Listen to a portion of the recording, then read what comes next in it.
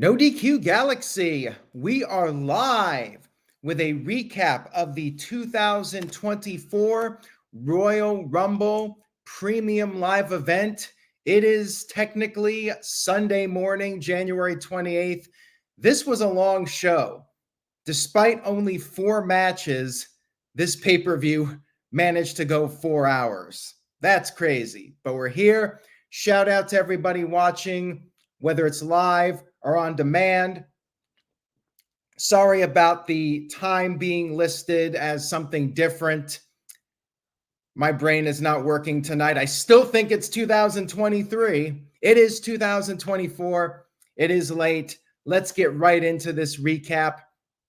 We kicked off the show with the return of Pat McAfee, just like last year. He showed up at the beginning of the Royal Rumble. Glad to have him part of the show. Pat McAfee, always a welcomed sight on a WWE Premium Live event. Tom McCarthy sent in a $2 super chat. By the way, feel free to leave super chats, but I might not get to it until it's relevant to what I'm talking about. So for instance, if you're sending a super chat about the men's Rumble match, I'll get to it when we talk about the men's Rumble match. I will get to every single super chat. Don't worry about that. They are all starred on StreamYard. Tom says, does Peacock force WWE to start these shows at 8 p.m. Eastern? I think WWE can start the shows whenever they want. They just consider 8 p.m. to be prime time, and that's what they've been doing for decades now. It's just part of the norm. They only change the times when they need to. If you have an international show, they have to adjust accordingly. But for the most part, they like to stick to the format that they've been doing, 8 o'clock Eastern time. I would be fine if they did them a little bit earlier, though. I would not complain. We had our first match, which was the women's Royal Rumble match. Natalya was our first entrant this year, and the second entrant was the returning Naomi. She is back, coming off of her run in Impact Wrestling. Feel the glow. And now we can start speculating again. It begins again. Will Naomi join the bloodline at some point? For those of you that have been following my channel for a while, I was pitching it. I was trying to argue for it, and it never happened. She left the company, and now she's back. Could it still happen? Who knows? But for now, she's back to feel the glow, Naomi. Fun start to the match. Bayley came in at number 3, the Ric Flair 1992 Royal Rumble spot when Flair entered at number 3 and won the whole thing. Now, one of the more interesting moments of the show, we had another Forbidden Door moment with Jordynne Grace, the TNA Knockouts champion, making a special appearance in the match. And she did well. She held her own. She had a good showing in this match. Good stuff with them. We had Indy Hartwell in there, Candice LeRae, Asuka, Ivy Nile. Indy Hartwell was the first person to be eliminated, for those of you that are into the stats. You had Grace and Ivy Nile both doing dueling vertical suplexes to show off their power. Bianca Belair was in, Kairi Sane, Tegan Knox. Damage Control was working together for a while. You had some more entrants in the match. Kairi was holding on to dear life on the apron, and she finally got eliminated. Asuka was also out, so Bayley was all alone by herself. And by the way, Jordynne Grace was referred to as a TNA Knockouts champion. And Naomi was also recognized as a former Knockouts champion, and they even mentioned that Grace was the one who beat Naomi to win the championship. So we definitely got that surreal Forbidden Door moment on this show. You had Nia Jax coming in at number 19, more entrants. By the way, Maxine Dupree came in, and there were a few awkward spots with her in there that did not look good at all. Maybe the low point of the match. And Nia Jax was dominating. You had Becky Lynch coming in at number 21. More people were in there. Shayna Baszler, she did not do much in this match, which was a shame for her.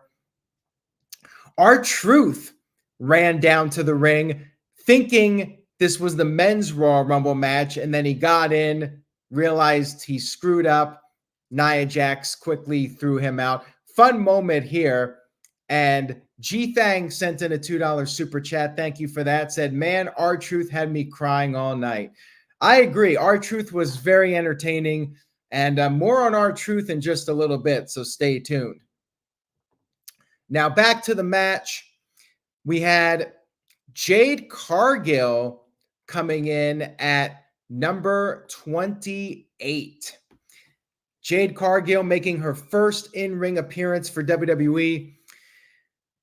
I also forgot to mention that Roxanne Perez was number 27, and WWE accidentally spoiled this because at the beginning of the show, there was footage of the wrestlers arriving and coming into the building, and they showed Randy Orton, and in the background, you could see Roxanne Perez's name on the big screen.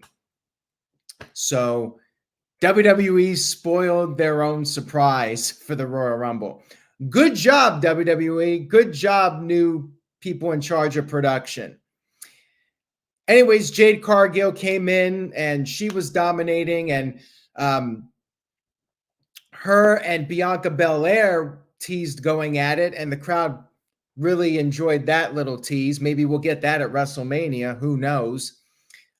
Jade had a very strong showing here. She eliminated both Becky Lynch and Naomi, and the final three were Jade Cargill, Bayley, and the returning Liv Morgan. Liv Morgan made her entrance at number 30, her official return to WWE after being injured for a while.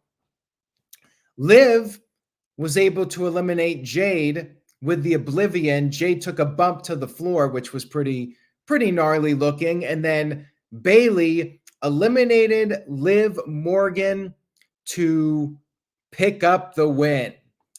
Bayley, after all these years in WWE, and a lot of these years she was in a supporting role, she was maybe an MVP. I would say she was an MVP during the pandemic, during the peak of it when there were no fans in the arena.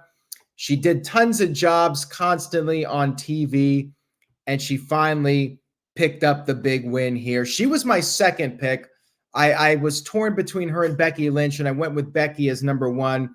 But Bayley gets the win here, and now the question is, who will she face at WrestleMania? And will it be Rhea Ripley like Damage Control wants, or will it be a recreation of Evolution? Batista won the Rumble in 2005, and Triple H wanted Batista to go over to SmackDown and face JBL. And instead, Batista ended up choosing Triple H. So this is going to be interesting. I suspect it's going to be Bayley versus Io Sky at WrestleMania. Very entertaining Rumble here. Great showing by the ladies. And I have to say, like, it flew by quickly.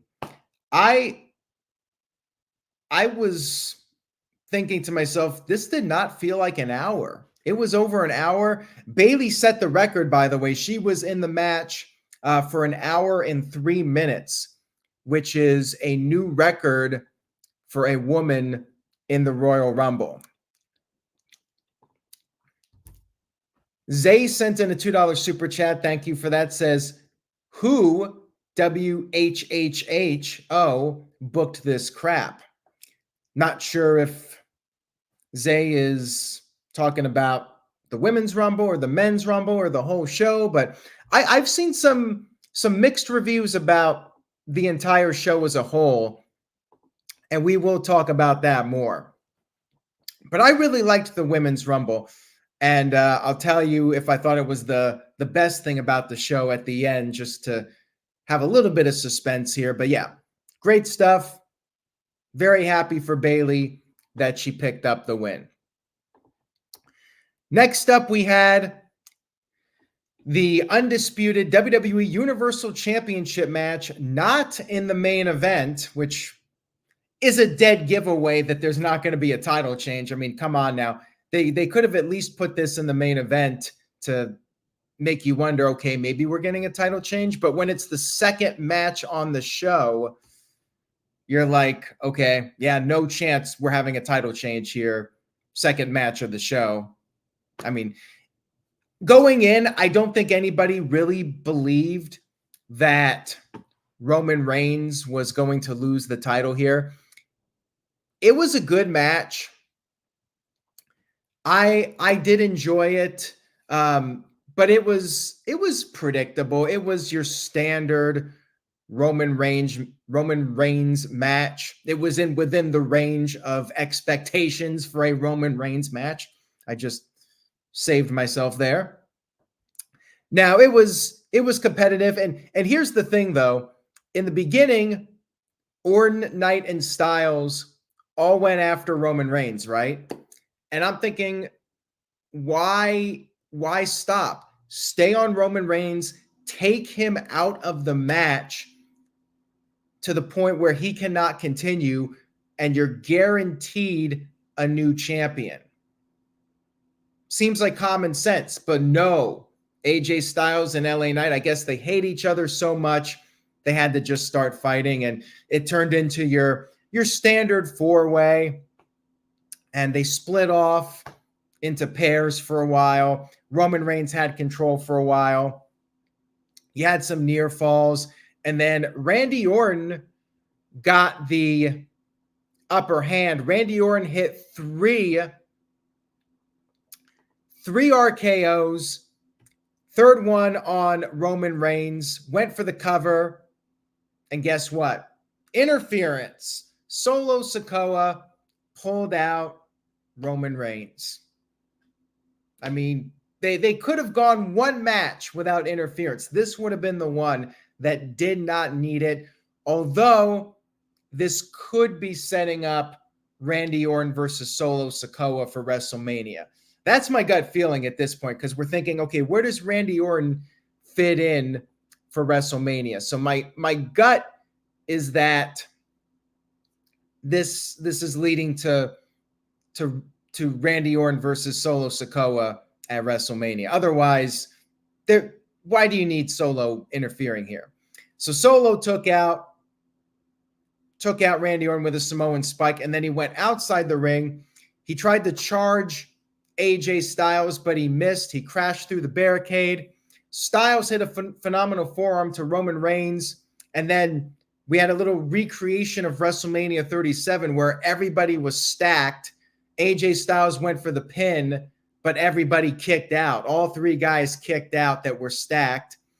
And then Styles used a steel chair, but then Reigns was able to recover. He took down Orton with a spear. Knight went for a BFT, but Reigns was able to avoid it. And then Styles ended up getting pinned. No shock here whatsoever. I called it. AJ Styles was in the match to take the fall. And that's exactly what happened here. So it was a good match. And Michael Cole was like, deal with it. If you're unhappy that Roman is still the champion, too bad. Basically, that's what he said. It was a good match. Not a great match, in my opinion.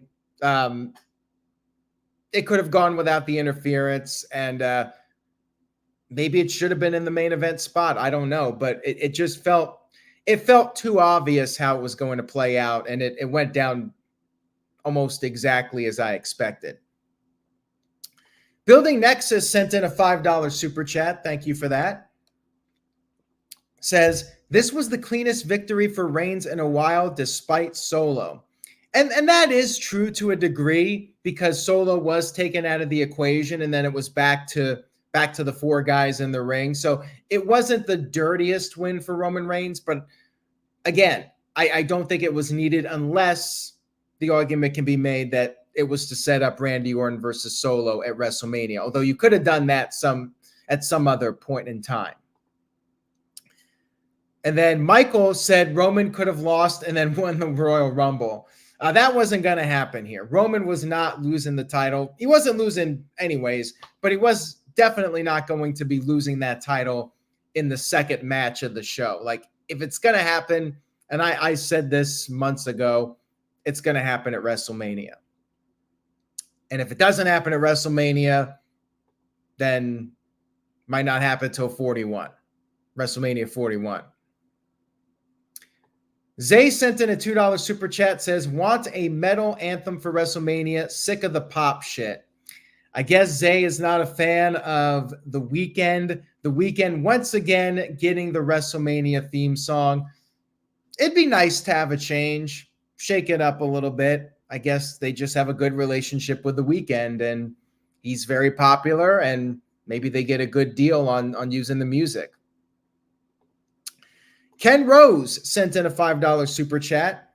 Thank you for that. I appreciate it. Says, even though the match was predictable, I was happy that Reigns went over somewhat clean in the end. I'm so tired of WWE booking weak heels. I am happy that he did get somewhat of a clean win. It's better than tons of interference, and in this case, it was a four-way, so you could argue the deck was already stacked against Reigns as it is, but he should have known better. He sabotaged that triple threat, and history shows whenever that happens, the authority figure just makes it a multi-way match, so he should have known better.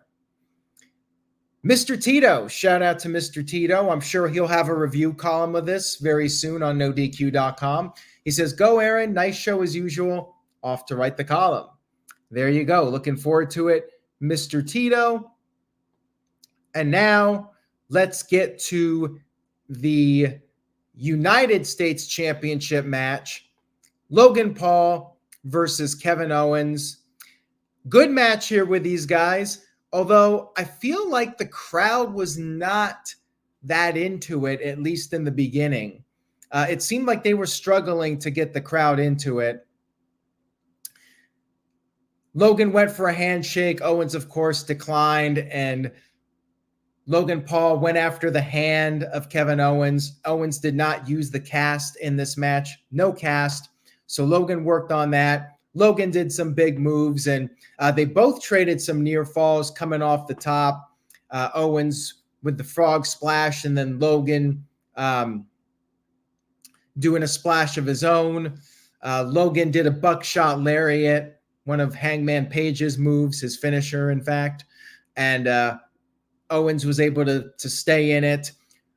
Logan avoided a stunner. He hit his knockout punch, but Owens was able to kick out of it.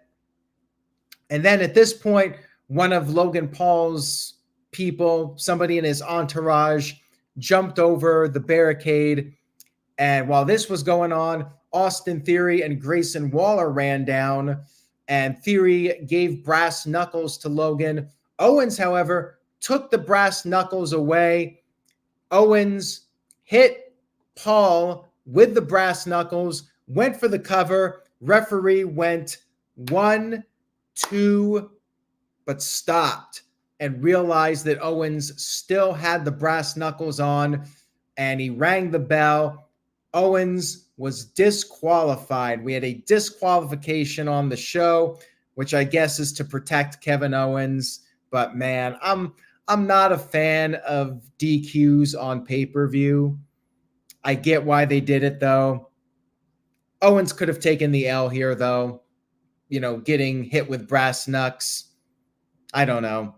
After the match was over, Owens took care of business, beat up Logan Paul, put him through the table so the fans would be happy. Yeah, it was a good match, but not the biggest fan of the DQ. And, I'm all about no DQ. Jeremy sent in a $2 super chat and said, I miss and prefer voices like Howard Finkel and Tony Chimmel, no sexist.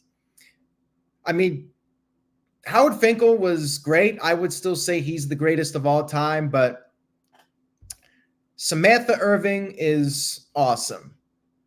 I will not tolerate any Samantha Irving slander. She is fantastic as an announcer. I think she's great.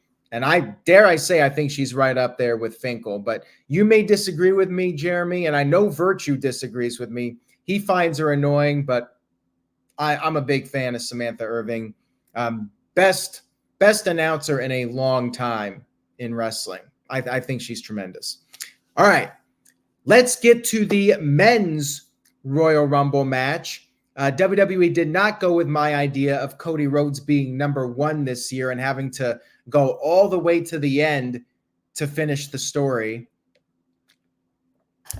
I disagree, Gomer, about Lillian Garcia. Lillian was a great singer and she did turn into a good announcer, but in the beginning, she botched a lot. And I didn't think she was very good at all when she first started. But I will say, to her credit, she got better with more experience over time. Samantha's just been great her entire run, though. Just my opinion. Anyways, first two in the match, Jimmy Uso and Jey Uso. Jey was number one, Jimmy was number two. So they started off with the Usos. And I'm a little surprised because they never did a big angle here with Jimmy eliminating Jey or something to set up WrestleMania. Like they fought in the beginning, but then they kind of went off and did their own thing. And there wasn't any big angle with them to set up WrestleMania. So I was a little disappointed in that regard. Grayson Waller was number three. He came out there, did a promo, said no yeet. He formed a union with Jimmy. And then we had the return of Andrade El Idolo, or Andrade, whatever he's going by now, made his return officially to WWE as the number 4 entrant. He had a good showing in the match. Carmelo Hayes was number 5. Carmelo had a very good showing in this match, although he didn't last as long as I was expecting. He did eliminate Grayson Waller. Then we had Shinsuke Nakamura, Santos Escobar. Santos and Andrade had a moment. They went at it for a bit. Karrion Kross came in. Dominic Mysterio, Carlito. Carlito spit his apple at Santos and eliminated him. And then Bobby Lashley came out there. He eliminated Karrion Kross, and that led to AOP coming out there. Kross illegally eliminated Lashley, but in this day and age, that counts. And Street Profits ran down. We had a huge brawl with the two factions. More people coming down. Ludwig Kaiser, Austin Theory, Finn Balor.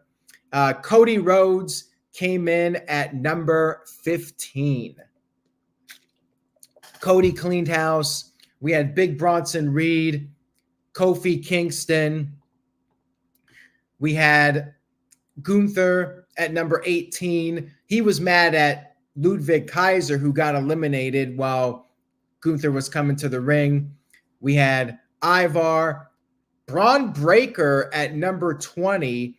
He eliminated both Jimmy Uso and Finn Balor. So again, no angle with Jimmy and Jey. I mean, I think that was a missed opportunity there. Braun Breaker and Gunther went at it. Braun Breaker got the upper hand. And then Omos came in at number 21. He dominated. And then we had a really awkward moment in the Rumble. Pat McAfee was number 22. He had a stare down with Omos, and then he got scared and eliminated himself. This was a waste of time, and it made Pat look like a coward.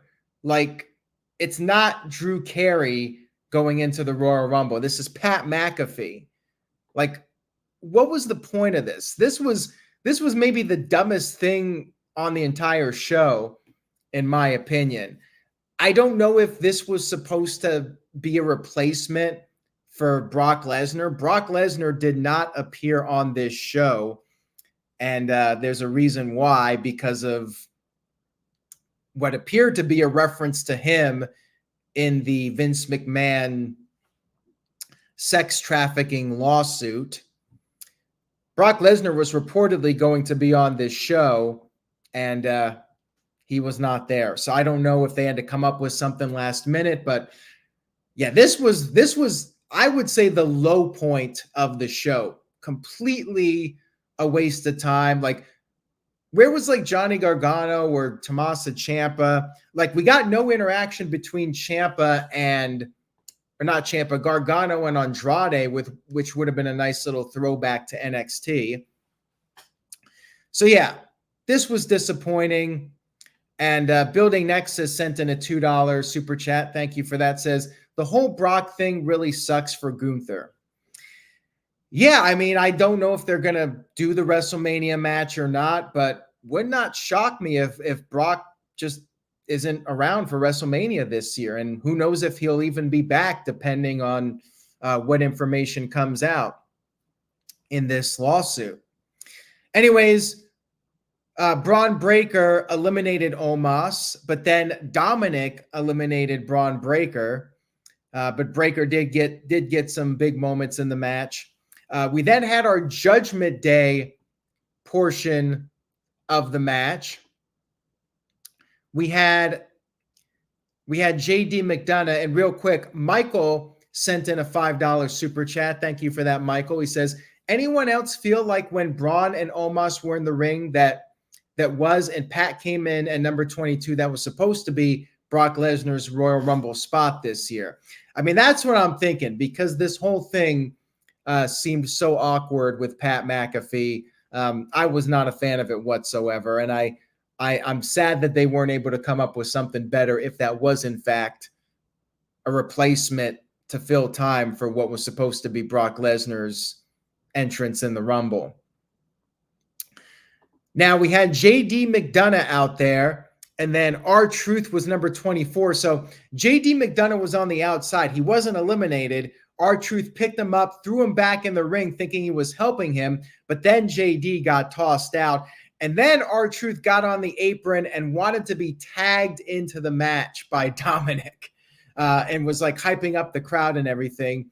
Truth finally got tagged in, and then Gunther beat the crap out of him. Miz came out there. We had a little awesome Truth reunion. R-Truth saved Dominic from being eliminated by the Miz. Damian Priest came in, had enough of this crap. He threw out R-Truth. And then at number 27, which back in the day, that was the lucky number. That was the big winner. CM Punk coming in at number 27, which was clever for not only that reason, but also number 27 on the 27th, the day of the Royal Rumble, which was also 10 years to the day. January 27th, 2014 was the day that CM Punk walked out on WWE. So very clever to put him in there at number 27. Now, I do want to get to Michael's $2 super chat. He said, Braun Breaker versus Gunther as a replacement for Brock Lesnar. I'd be down with that. I say do it. I called this a while back. Like, I thought Braun Breaker would be a good choice to dethrone Gunther, and that would instantly establish Braun Breaker as a serious superstar, top-level superstar. I say do it, WrestleMania. I would be a big fan of that. If Lesnar's not doing it, hell, I mean, at this point, I'm kind of over Brock Lesnar. I would be fine with Braun Breaker versus Gunther at WrestleMania. So anyways, Ricochet 28, Drew McIntyre 29, and then number 30 was Sami Zayn, which is interesting because last year Sami Zayn was the star of the Royal Rumble as the show ended, turning against Roman Reigns, one of the all-time great WWE moments. And this year, I almost feel like him being out there was a disappointment. At the number 30 spot, people were wondering, is a big star, a big surprise coming out? And it was just Sami Zayn. So it was kind of a letdown a little bit. You know, I think people were hoping for something really shocking. We had Zayn eliminating Damian Priest. He wasn't in there too long. And then McIntyre eliminated Zayn. We came down to our final four this year, which I'm not shocked at all. I mean, I think most people predicted this for the final four. We had Cody Rhodes, CM Punk, Gunther, and Drew McIntyre. Seth Rollins and Roman Reigns were in attendance. Roman Reigns was watching with Paul Heyman. Seth Rollins was in a luxury box somewhere. And McIntyre took out everybody with claymores, but he got too cocky. He started trash talking. Punk managed to dump McIntyre over the top. Gunther powerbombed Punk and went to powerbomb Cody, but Cody countered. Cody eliminated Gunther once again, and it was down to Cody Rhodes and CM Punk as the final two. Crowd woke up. The crowd was not super hot for this match, but they did get hot for the end, although I feel like they were definitely more behind Cody than CM Punk. I felt like Punk was getting some boos. It was back and forth here with these guys, countering each other's big moves. Punk then busted out the pedigree, and he said, "Can you believe I did that shit?" And he used the S word on WWE pay-per-view. The Attitude Era is back, right? Punk then continued his trash talking, kind of got too cocky, just like McIntyre. He said he wasn't waiting 10 years to lose to Dusty's kid. And that's when he went for the GTS. Punk countered it, or Cody countered CM Punk's GTS, threw him over the top rope, and picked up the victory. Cody Rhodes, for the first time since 1998, when Steve Austin went back-to-back in the Royal Rumble, Cody Rhodes goes back-to-back, only the fourth man to do it after Hulk Hogan, Shawn Michaels, and Steve Austin. Cody Rhodes wins the Royal Rumble and will go on to WrestleMania to finish his story. And guess what? We didn't have any waiting. He went over to the side where Roman Reigns was watching from, and he pointed right over at the tribal chief, Roman Reigns. So it looks like we are getting it. Roman Reigns versus Cody Rhodes 2 at WrestleMania 40, and I presume the story will be finished. And Roman Reigns will finally drop the title. Maybe The Rock will prevent the interference this time. Cody Rhodes wins the title, and then Rock and Roman Reigns finish their beef, settle their score to see who the head of the table is at WrestleMania 41. All right, let's get to these super chats, and I'll give my thoughts. The Rock's Jockstrap sent in a $2 super chat, says, "Where the F was The Rock? Men's Rumble was so bad." Maybe Rock's not physically ready yet. Like he said, the long build. Maybe he wants to have a good amount of time to prepare for it and build a storyline. Maybe that's the deal here. And he doesn't want to take away Cody's spot. He wants to make sure Cody can finish the story first, so then the focus can be shifted to Roman Reigns versus The Rock. I mean, that would be my gut feeling on that. Attitude Era Mark sent in a $2 super chat, says, "Sammy at 30 was such a waste. the Rumble match was awful. I don't think the Rumble match was awful, but I do agree that Sammy was a bit of a letdown, which is unfortunate, as I mentioned earlier. And this was far from the best Rumble match. I will say that much. SSBS Fanboy sent in a $2 super chat, says, Truth was 24. So what did he mean by quarantine?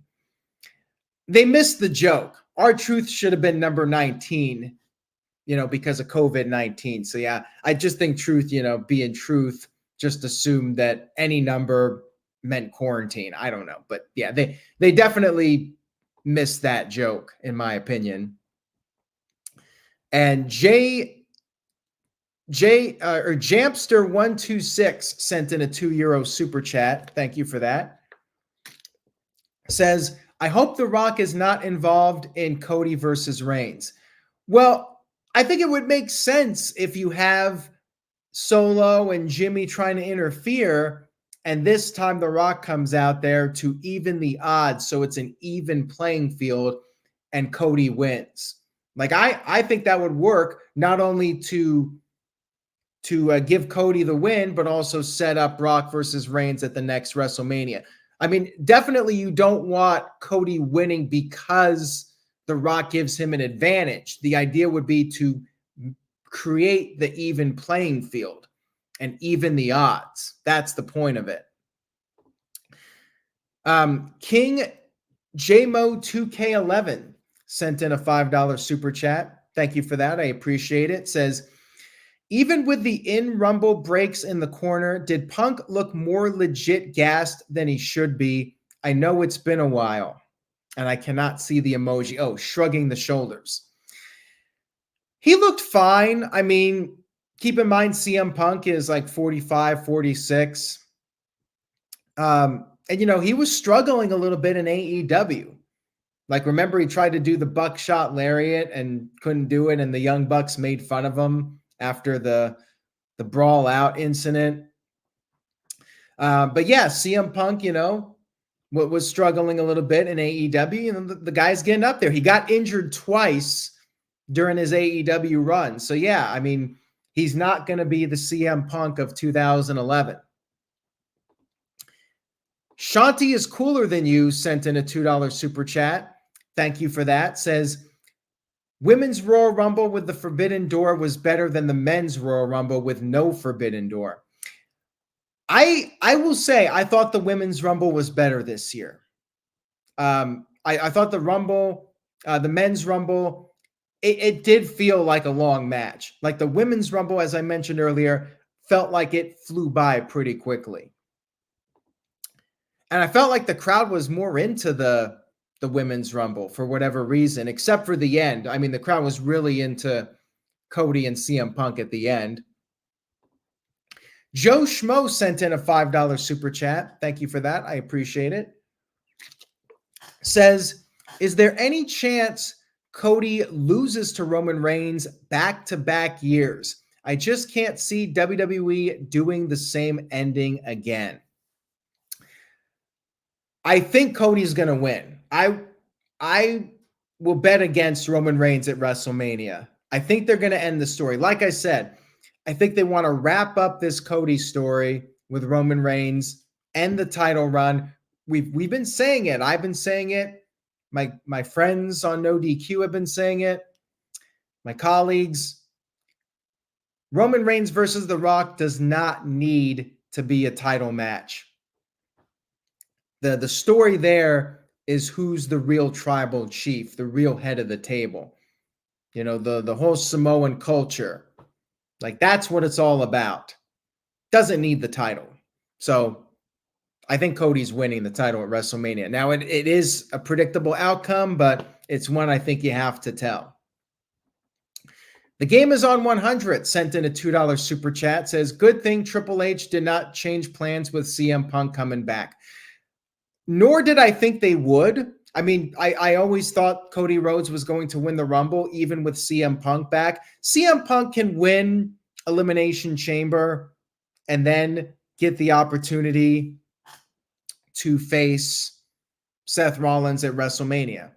Like, that's fine. Let Cody win. This makes sense. Cody wins the Rumble and goes after Roman Reigns. Like I said before, CM Punk winning and then picking Rollins would not make sense to me, because CM Punk should be going for the main event if he has the choice, which is Roman Reigns, which is really what anybody should be going for.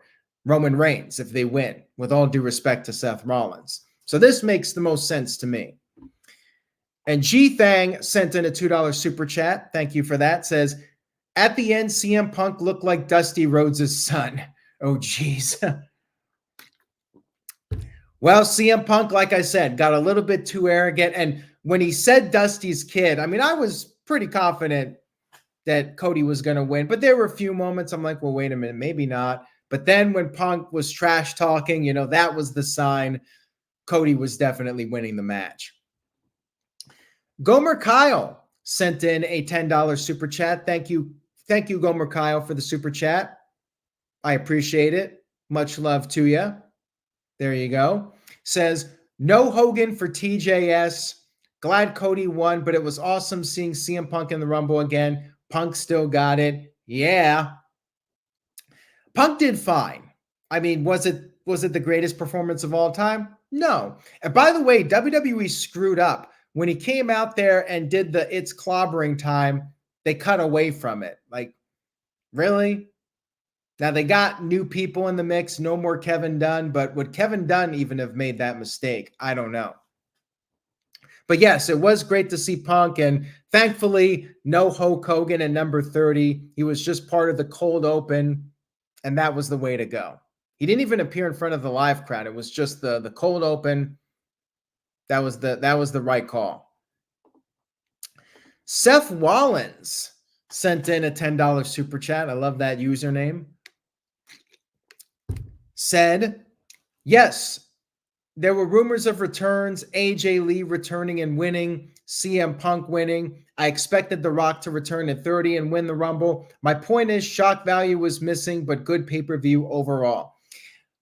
Honestly, I was not expecting any of those people, AJ Lee and The Rock. Was not expecting either of them to show up. Was not expecting Mercedes Moné. Was not expecting Okada. Was not expecting MJF. People were fantasy booking. The main disappointment to me, I'm glad they let the current talent get those spots. But I would have liked to have seen a few legends, especially in the men's match. Not so much the women's match, because, how many times can we see Michelle McCool or the Bellas? But I really would have liked to have seen like a Ken Shamrock in this match. A couple of old school guys from a different era. That would have been cool. We did get Carlito, but he's, been back for a while. We got his surprise entrance a couple years ago. I would have liked to have seen a few more surprises in the men's match. Andrade was cool, but we pretty much expected him to be in this match. He was one of the ones we were figuring would be in the Rumble. This Guy Experience sent in a $2 super chat. Thank you for that. Says, the women's Royal Rumble was better than the men's. Girls rule tonight. I'm with you on that. I think the women's Royal Rumble was the better of the two Royal Rumble matches for sure. So thank you for that, This Guy Experience. Michael sent in a $2 super chat. Says, did Truth think he was in a Monsters Ball match? You never know what's going through the mind of R-Truth. He definitely has a mind of his own. That is for sure. And it's always entertaining every time he's out there, The usage of R-Truth was very well done, and they got comedy out of him for both matches. So thumbs up for the R-Truth stuff. Jamster126 sent in a €2 super chat. Thank you for that. Says, Cody winning from Rock's help makes him look weak. I don't think so, as long as it's evening the odds. If The Rock is doing too much, then it makes Cody look weak. But if Cody's on the verge of losing because of Solo Sikoa and Jimmy, Rock comes out there, beats up Solo and Jimmy, and then it's back to one-on-one. I don't see a problem with that whatsoever. Jeremy sent in a $2 super chat. Thank you, Jeremy. I appreciate it. Says, why would Rock tease this? Shaking my head, and no legends in the Rumble. Yeah, no legends in the Rumble. That was a letdown. The Rock, I think, is going to do the match in 2025. That's my gut feeling at this point. They're going to wait to wrap up the Cody storyline and then start building towards Rock versus Reigns. I think The Rock needs like a good 6 months to train and get in cardio shape for that match. You know, he doesn't want to get injured also, considering the last big match he did, he got hurt. Shanti is cooler than you sent in a $2 super chat. Thank you for that. Says, poor Kofi with no Kofi magic. Yeah, I don't even think he tried it this year. After botching it the last 2 years, I think it was a matter of, okay, what else can I do? We botched the last 2 years. Kofi at this point is just trying to break Kane's record of having the most Rumble appearances, and he's well on his way. I think he's like one away from either tying or beating Kane, maybe one from tying. And I think he'll beat it at some point. It's just a matter of when. The Rock's Jockstrap sent in a $2 super chat. Thank you for that. Says, could WWE pivot to Rock versus Logan Paul with real life beef? Never say never, but I don't know how many matches The Rock has left in him. I know people were saying maybe he was going to be in the Rumble. Maybe he'll do a series with Roman Reigns, a trilogy. I don't know if he has more than one match left in him. You know, one more big match to end his career on versus Roman Reigns, who's the real tribal chief. I would be surprised if Rock does more than one match. I really feel like it's just end his career, biggest match possible with Roman Reigns at WrestleMania in 2025. Maddie sent in a $2 super chat. Thank you for that, Maddie. I appreciate it. Says, I like Cody, but this doesn't compare to the Attitude Era. Well, they're very different. I mean, Cody Rhodes is not at the star power level of Steve Austin or The Rock, but he's up there. Cody has definitely put himself at a very high level and has made himself a bankable face of the company. You know, doing all of the public appearances, staying at the live events to take pictures and sign autographs.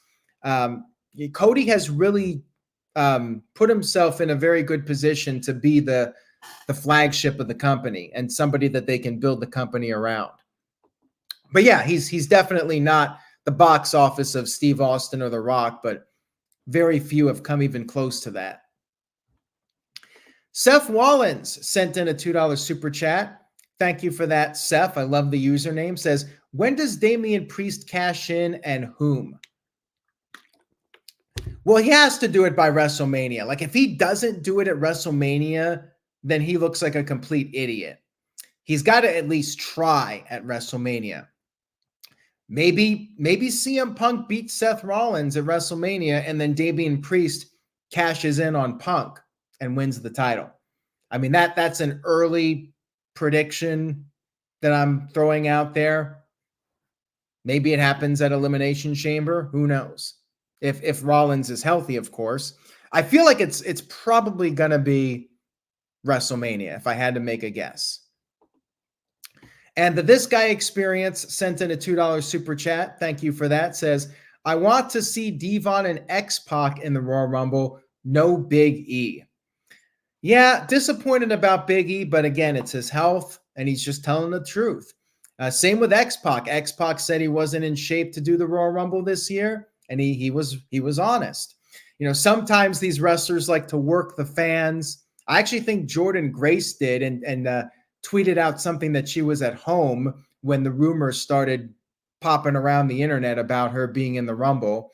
But yeah, wrestlers have been known to work the fans. X-Pac has not been working the fans, and Big E did not work the fans, unfortunately. I would have loved to have seen Big E. That would have been really cool. But it was not meant to be this year. Hamp Connell sent in a $5 super chat. Thank you for that, Hamp. I appreciate it very much. Says, What psycho nutcase at Netflix decided it was a good idea to give WWE $5 billion? Well, clearly you know better than they do on how to spend their money. I mean, I think it was a great investment. I think Netflix benefits because they're getting live, first run sports entertainment programming every single week, 52 weeks a year. Where else can you get that? And something that has a very strong, devoted fan base, even people that hate watch WWE. I mean, there's a sizable group of fans that will just talk about how much WWE sucks, but they keep watching it.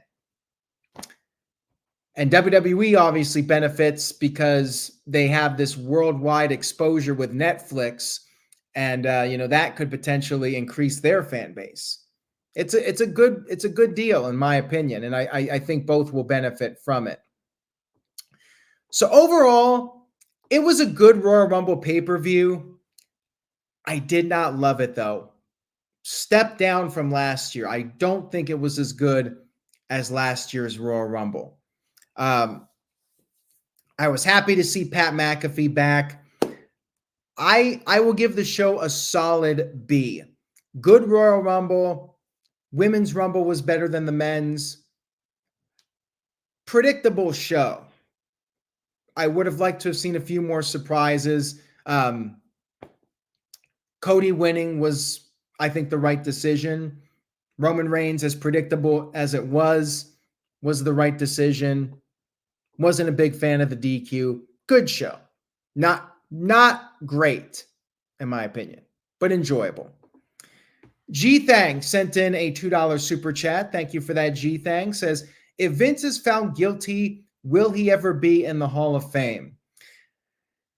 Ooh, that's a tough question to answer. Time may heal wounds. You don't know how society is going to be in 15, 20 years. I don't think he's going in while he's alive, first of all. So it might not happen for 10, 15 years, however long he lives.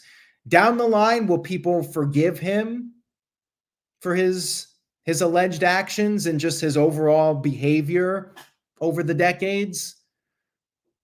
They might, to a degree, but right now, I don't see it happening anytime soon. And if he ends up losing this case, that will further damage his already damaged reputation. And I think that would make it less likely. But one day it might happen. But that might not be 15 years down the line. Might not be until then or even longer. So anyways, that was my thoughts on the Royal Rumble. Thank you all for tuning in tonight. I really appreciate your viewership and support. If you liked the video, please give it a thumbs up on YouTube. Tell a friend, spread the word. Seth Wallens sent in a $5 super chat. Thank you for that, Seth. Says, so what does it mean now that TNA wrestlers showed up at the Rumble? I'm confused. Well, 2 years ago, Mickie James was in the Rumble and she was the Knockouts champion. So I think WWE's just trying to have a good working relationship with TNA. Like I don't expect Jordynne Grace to be making appearances. I think it was just a one-off. But hey, maybe one day she'll get a WWE contract. I just think that's all it is. WWE felt like, okay, TNA, we got a cool relationship with them. Maybe we'll throw one of their stars on the show, and it'll create some fan interest and some buzz. But yeah, I don't expect to see her anytime soon. But yeah, maybe one day Jordynne Grace will be a WWE superstar. I definitely think that she'll fit right in.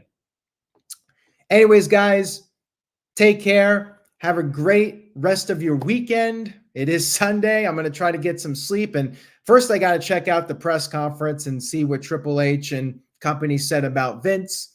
So stay tuned to NoDQ.com for any updates regarding that. Take care, everybody. Far from the worst Royal Rumble of all time. I'm seeing comments like that. Come on now. Not even close. It was a good show. Take care, everybody. Much love to everyone out there. And remember, say yes to NoDQ.com, and I will see you all next time.